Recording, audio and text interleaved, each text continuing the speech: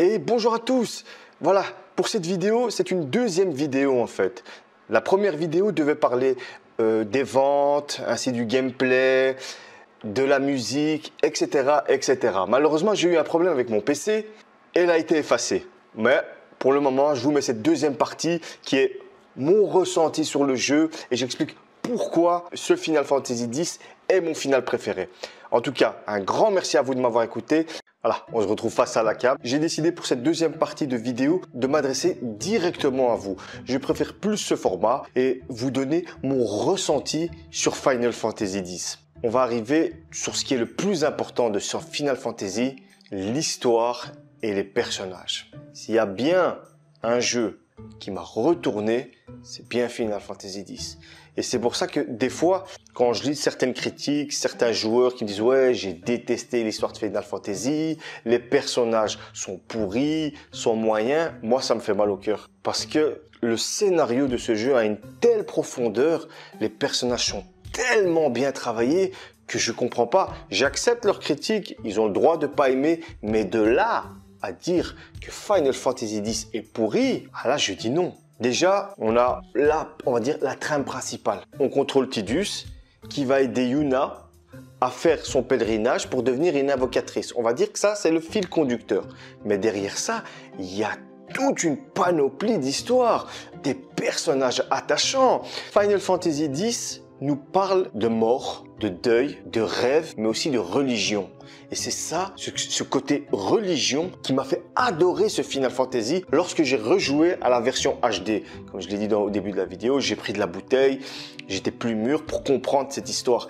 Et moi, ce côté religieux, parce que ça nous parle directement, nous on vit dans un monde aussi où la religion est omniprésente. Et pour moi, dans ce monde qui est Spira, c'est un peu la copie, on va dire en plus fantasy, de notre monde. Car ce qui leur arrive au niveau de la religion, ça nous arrive à nous aussi. Et moi, à force de jouer, de refaire la fin, une fois, j'ai fait la fin de toutes les versions des Final Fantasy. PlayStation 2, PlayStation 3, PS Vita, PlayStation 4 et aussi la version PC. Ça veut dire des fins, je crois facilement 8 fois. Tellement accroché à ce jeu et que chaque fois, j'en découvrais un peu plus sur le scénario, je comprenais un peu plus sur le scénario. Moi, à un moment, ce que j'ai compris, c'est mon ressenti à moi, d'accord ? Je sais pas si les développeurs, si ceux qui ont développé l'histoire ont pensé à ça. Mais moi, ça m'a frappé directement. Je sais pas pour vous. Là, je m'adresse à ceux qui ont joué à Final Fantasy X et qui ont aimé ce jeu, que ce soit gameplay, surtout scénario. Moi, par exemple, clairement, Final Fantasy X, basé sur la religion. Voilà, culte de Yevon. Même nos héros, en fait, ils sont une caricature de nous. Dans le jeu, on joue qui? On joue Tidus. Tidus, il vient de la ville de Zanarkand. C'est une ville, comme dit Yuna durant le jeu, The City Never Sleep, la ville qui ne dort jamais. Ce qui veut dire, on s'amuse tout le temps, il fait tout le temps nuit. Parce que la nuit, avec les lumières, ça représente le monde de la nuit, le monde de la danse, le monde de l'amusement. Et c'est comme ça qu'on est représenté Zanarkand. Parce qu'à un moment, on va assister à une scène avec, comment il s'appelle ce con? Avec Seymour, où il va nous montrer en fait le passé. Il va nous montrer la ville de Zanarkand et on voit Tidus, il est là, il regarde là, ah ouais c'est ma ville et on voit que les gens ils s'amusent, on voit que les gens, voilà, ils ne pensent qu'à ça en fait. Et moi à un moment petit à petit j'ai fait un parallèle, j'ai dit attends, et au début du jeu qu'est-ce qu'on voit? On voit Tidus, il est au Blitzball, on voit que les gens ils s'amusent, c'est la nuit, c'est la fête. Et voit Sin, le méchant du jeu, il attaque cette ville. Et petit à petit, durant l'histoire, on apprend qu'en fait, déjà Sin en anglais ça veut dire péché. Et on apprend en fait que cette ville de Zanarkand, ils ont tellement utilisé les machines, ils sont tellement devenus égoïstes, ils pensaient qu'à leur bien-être, ils pensaient qu'à s'amuser et il n'y avait plus d'entraide. Yevon, on va dire que les puissances supérieures ont envoyé Sin pour détruire cette ville de machines. Et normalement, moi, ça m'a fait tilt à un moment, je me dis, mais attends, ça me fait penser à quelque chose dans la Genèse. Là, on ouvre les guillemets. Je ne fais que penser, d'accord? Je dis pas, après vous allez me dire, oh, c'est un extrémiste. Non, non, rien à voir. C'est une façon de penser. Moi, j'ai associé ça à ça. Ça m'a direct fait penser à quoi? À la ville de Sodome et Gomorrhe. Quand à un moment, l'ange Gabriel est descendu, et il a dit à Abraham, quitte cette ville parce que je vais la détruire. Et pourquoi? Parce que ces deux villes, en fait, qui s'est passé, les gens, c'était devenu des vrais animaux, ils pensaient qu'à faire c'était devenu, excusez-moi le terme, des partout, ça niquait dans tous les sens, ça volait, c'est devenu des vrais animaux. Et à un moment, voilà, dans la Genèse, ils disent qu'ils devaient purger tout ça. Et à un moment, j'ai dit, mais putain de merde, Sin, c'est pareil. C'est pareil. Et j'ai vu, je me suis dit, mais c'est incroyable. J'ai fait, c'est trop fort. Si les scénaristes, ils n'ont pas pensé à ça, j'ai été chercher loin. Mais voilà, moi, c'est comme dans toutes mes vidéos, je vous donne mon ressenti. C'est ça que j'ai vu. Pour moi, ça, c'était flagrant. Même Waka, durant et Lulu, ils te racontent l'histoire. Voilà, les gens sont tellement devenus fainéants et égoïstes que voilà, les puissances divines, ils ont envoyé Sin pour remettre de l'ordre. Mais le problème, c'est que le culte de Yevon, qu'est-ce qu'il leur dit? Il leur dit, si vous voulez que Sin, il arrête de venir tous les 10 ans, il faut que vous suiviez le droit chemin, que vous soyez sympa, que vous aidez votre prochain, que vous faites la religion, quoi, tu vois. Mais derrière, bien sûr, il y a une escroquerie. La ville, on va dire, principale de Spira, la ville religieuse, c'est Bevel. On peut mettre en parallèle avec nous, avec le Vatican. D'accord? Et on sait que quand les gens, ils ont du pouvoir, ils l'utilisent. On est d'accord là-dessus. Et au fil et à mesure du temps, dans le jeu, on apprend qu'en fait, tout ça, c'est une escroquerie. Le fait qu'on leur dise, ouais, vous devez faire le bien pour que Sin, il arrête de venir. Mais en vérité, c'est pas vrai. C'est pas vrai. Et ce que j'aime bien dans ce groupe, dans le groupe de héros, c'est chacun, il a une face religieuse ou athée. Par exemple, nous, on joue Tidus, on prend le contrôle de Tidus. Ça veut dire que nous, on vient de Zanarkhan, d'accord? On va dire qu'on va découvrir le monde de Spira avec Tidus, parce que nous, on ne connaît pas, lui aussi ne connaît pas. On va dire qu'on est athée, parce que lui, il n'y a pas de religion, il ne croit pas à une religion. Tidus, c'est un athée, il découvre la culture et tout le bazar. Waka, lui, on va dire que c'est un religieux, mais à fond. Il est à fond dedans. Lui, c'est les préceptes. Voilà, les préceptes, les principes, les préceptes. Yevon, il m'a dit de faire ça, je vais faire ça, parce que moi, j'en peux plus qu'il signe, il revienne, alors que je dois faire du bien. Lulu aussi, elle est un peu plus ouverte d'esprit. Des fois, elle vient nous explique des choses, alors que Waka, lui, c'est non, on ne peut pas utiliser les machines, ça a été interdit, parce que Yevon nous l'a interdit. C'est à cause de ça que Sin, il est venu. Il ne veut pas chercher midi à 14h. Et on voit ça aussi que il a la haine sur les Albed. Les Albed, c'est un peuple qui, eux, ils s'en battent les couilles. Eux, c'est des scientifiques. Eux, ils utilisent les machines. Et dans le groupe, on a une Albed avec nous. Elle s'appelle Riku. Elle, on va dire que c'est la scientifique du groupe. Parce qu'elle, elle ne croit pas à tous ces principes. Elle, c'est la science. Elle est dans la science. C'est une chimiste, c'est une petite ingénieure. Elle répare les machines et tout le bazar. On a qui encore dans le groupe? On a Oren. Oren, lui, c'est un ancien moine. C'est-à-dire que lui, c'est un ancien religieux. Mais lui, après je vais l'expliquer, il a découvert la vérité. Mais durant tout le jeu, il ne nous la raconte pas parce que c'est à nous de la découvrir au fil du jeu. Voilà, mais lui, il a la haine sur Bevel, c'est-à-dire sur toute cette religion, parce que lui, il sait que c'est une mascarade. On a Kimari, le sort de tigre panthère bleu. Lui, c'est un Ronso, voilà. Le culte de Yevon est arrivé jusque dans son village. Au Mont Gagazet, mais voilà, il parle pas beaucoup durant le jeu, on sait pas sur quel pied il danse à ce niveau-là. Et on finit avec Yuna, qui elle, c'est l'espoir de Spira. Yuna, elle est religieuse aussi, elle est née à Bevel, elle est invocatrice, ça veut dire qu'elle est dans la religion du culte de Yevon. Elle part dans le principe, mais elle voit le bon côté du culte de Yevon. Et ce qui est bien, quand je dis que Yuna c'est un espoir, c'est pourquoi? Parce qu'à la base, Yuna, sa mère est une Albed et son père c'est un humain. C'est un homme normal. Et lui, qui était aussi dans le culte, c'était un invoqueur lui aussi. Et c'est Yuna, la fusion des Albed et des autres en fait, des humains normaux, des normaux, ouais, parce que les Albed, c'est des humains normaux aussi, mais voilà, ils ont dans l'œil, dans l'iris, ils ont une sorte de spirale. C'est comme ça qu'on peut les différencier. Et Yuna, c'est un métis, en fait. Quand tu comprends dans le jeu, Yuna, en fait, c'est l'union de ces deux peuples, c'est l'union de la religion et de la science. Et c'est elle qui va sauver le monde de Spira grâce à ça. Et au début, c'est une petite fille, c'est une jeune fille, elle est un petit peu frêle et tout le bazar, mais petit à petit, on la voit devenir de plus en plus forte, de plus en plus combattante. Et c'est tous les persos, j'avoue, au début de Tidus, il est un peu chiant, mais petit à petit, il évolue. Il évolue, il devient de plus en plus sérieux. Lui, il connaît rien du monde de Spira. Et en fait, comme je vous ai dit, tout ça, c'est une mascarade en fait. Je vais vous expliquer. Moi, je vous ai dit dans cette vidéo, je vais spoiler. Hein. Comprendre la complexité du récit, je dois vous spoiler pour voir la profondeur du... En fait, maintenant, c'est quoi le but du jeu? Le but du jeu, vous êtes Tidus et nous, à travers les yeux de Tidus, on va découvrir le monde de Spira. Comme lui, on ne connaît pas. Et petit à petit, on va en découvrir plus sur le culte. Et en fait, on va devenir un gardien. Les gardiens, c'est ceux qui protègent les invoqueurs durant leur pèlerinage dans tout Spira. En fait, qu'est-ce qui se passe? Plusieurs invoqueurs vont commencer leur pèlerinage et ils vont aller de temple en temple. Voilà. Par exemple, elle commence à Bayside. Et à Bayside, il y a le temple où elle va récupérer la première invocation, Valfor. Ce qu'il faut savoir, c'est qu'elle va prier dans le temple, en fait, pendant un certain temps, pendant que les gardiens, eux, ils attendent. Une fois qu'elle rentre dans la chambre du priant, on voit le priant, c'est une sorte de pierre comme ça, où dans cette pierre, il y a une âme qui s'est incrustée. Et cette âme va devenir l'invocation, en fait. Et Yuna, elle va aller de temple en temple, avec ses gardiens qui la protègent, pour fortifier son esprit et son corps. Parce que le but final, c'est d'arriver à Zanarkand, la ville où vivait Tidus, qui a été détruite. On nous dit qu'elle a été détruite il y a 1000 ans par Sin.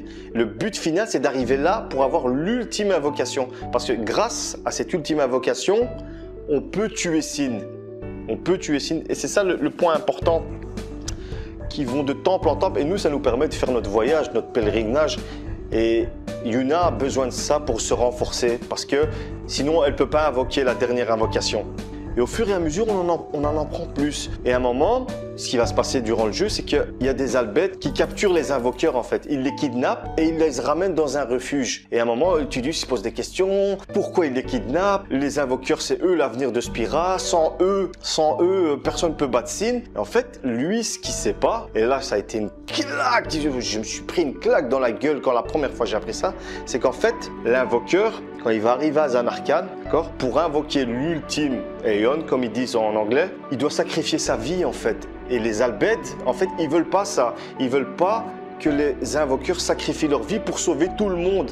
Parce que ça, c'est quand même un peu égoïste. On va sacrifier les invoqueurs comme ça, nous, pendant 10 ans, on est tranquille. Eh bien, les albètes, ils sont pas d'accord avec ça. Mais lui, Tidus, il n'est pas au courant de tout ça durant l'aventure. Alors lui, à chaque fois, il dit à Yuna, ouais, quand tu auras battu Sin, on va aller à Zanarkand, je vais te montrer ma ville, on va profiter de la vie. Et elle tout le temps, elle a le sourire, alors qu'elle sait, et les gardiens savent qu'elle va vers la mort. D'accord? Ils savent qu'à la fin du périple, Yuna, elle va mourir parce qu'en invoquant l'ultime Aeon, l'ultime invocation, elle meurt. Mais il y a encore un truc encore plus vicieux derrière, parce que je vous ai dit que Spira est contrôlée par la mort en fait. Le haut clergé de Bevel, le seigneur Mika, Semuc est mort. Il est immortel parce que quand vous mourrez, en fait, vous avez le choix. Soit un invoqueur, comme on le voit dans les Final Fantasy, il commence à faire la danse rituelle pour vous envoyer dans l'au-delà. Ou alors, vous restez sur Terre, vous avez tellement la haine que vous vous transformez en monstre. Tous les monstres qu'il y a dans le Spira, c'est des âmes en fait. Ou alors, vous êtes mort, mais vous avez encore un but. Il y a encore une quête que vous n'avez pas finie, alors vous pouvez rester en tant qu'errant. Et en fait, dans l'histoire, Auron est mort. C'est un errant, mais il est avec nous dans le groupe. On apprend à la fin que tout ça, c'est une escroquerie. Et quand on arrive à Zanarkand, ça, là, c'était juste... j'ai eu les poils qui se sont dressés à ce moment-là. On apprend qu'en fait, il n'y a pas que l'invoqueur qui meurt. Parce qu'au moment où il va pour invoquer cette dernière incantation, il a besoin d'un gardien, il a besoin de sacrifier un gardien. Parce que Yuna, elle est d'accord pour sacrifier sa vie. Pourquoi les gardiens sont là? Pour la protéger, mais aussi pour créer un lien. C'est ce lien fort qui a été entre le gardien, que ce soit amitié ou amour. Pour détruire Sin, on a besoin de ce lien.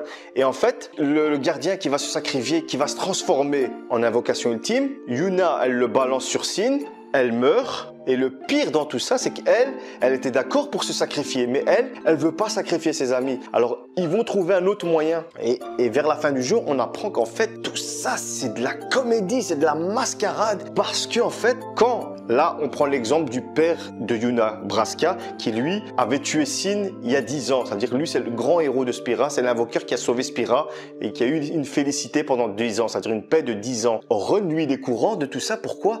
Parce que lui, c'était un des gardiens du père de Yuna avec le père de Tidus. Le père de Tidus, en fait, ce qui s'est passé à la fin, et ça, à la fin du jeu, quand on arrive à Zanarkand, on voit les fantômes du passé et on voit Auron quand il était jaune.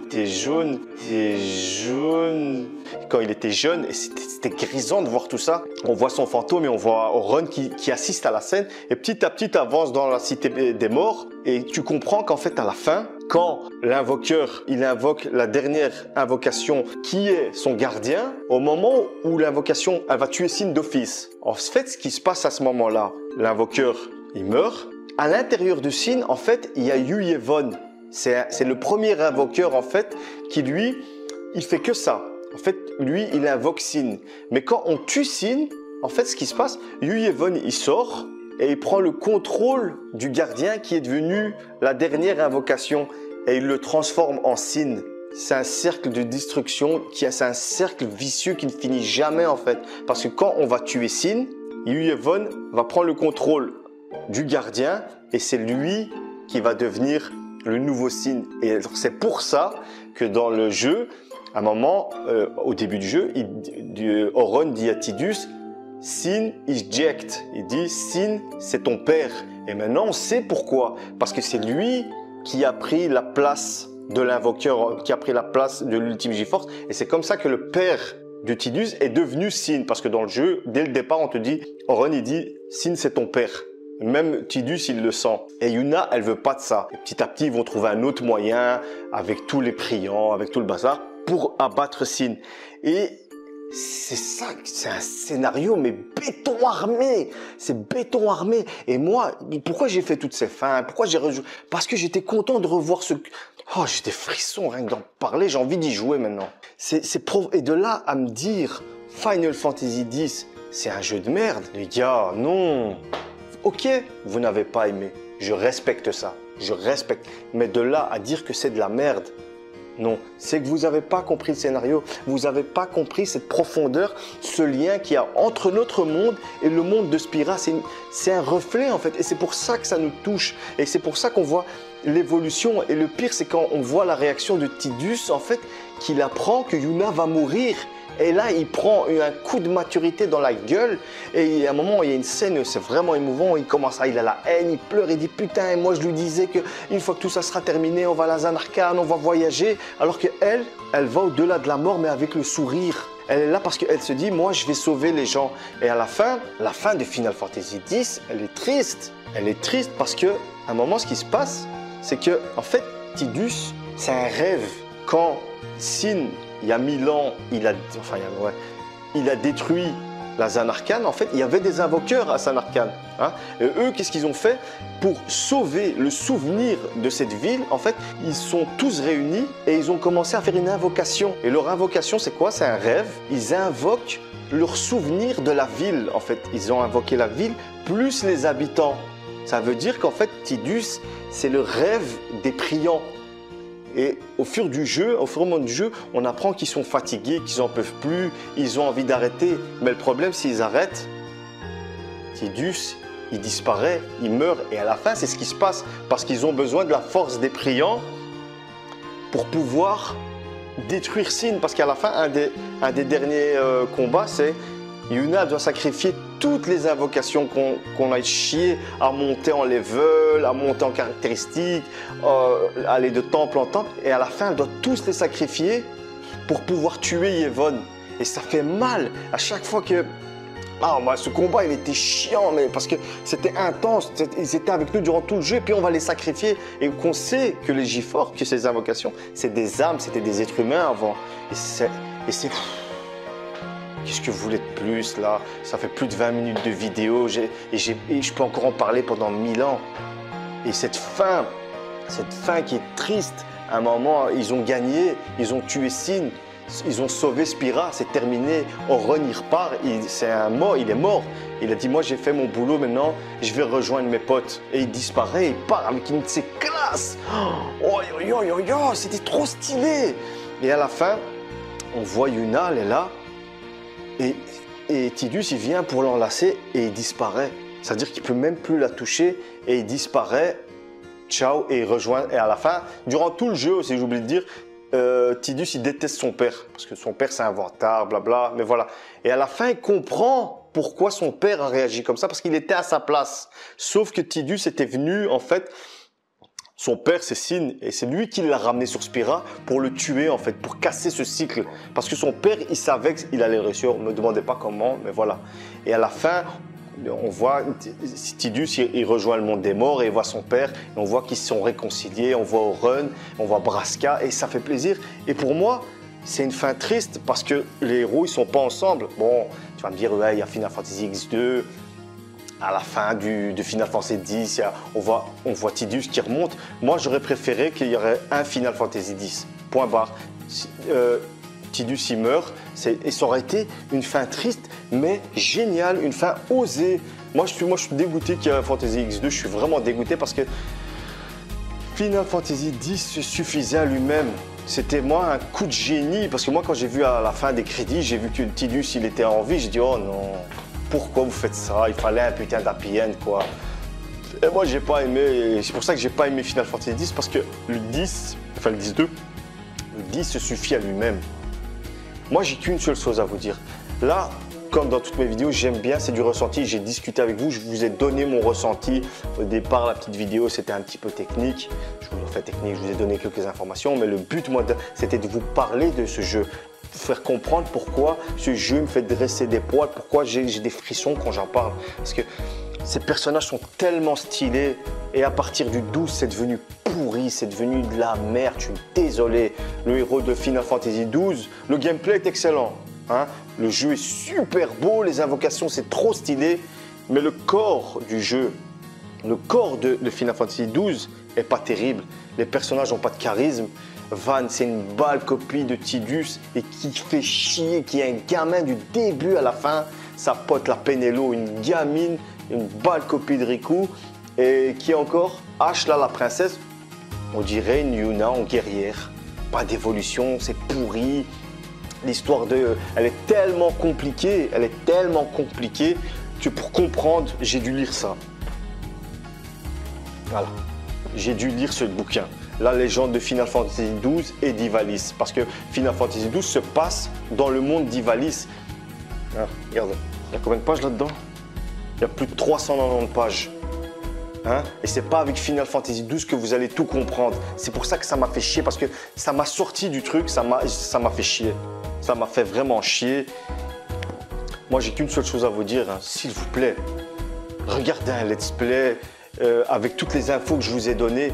Jouez au jeu ou regardez un let's play, vous n'allez pas le regretter. Voilà, c'est ce qu'il fallait. Je peux encore en parler 1000 ans de Final Fantasy.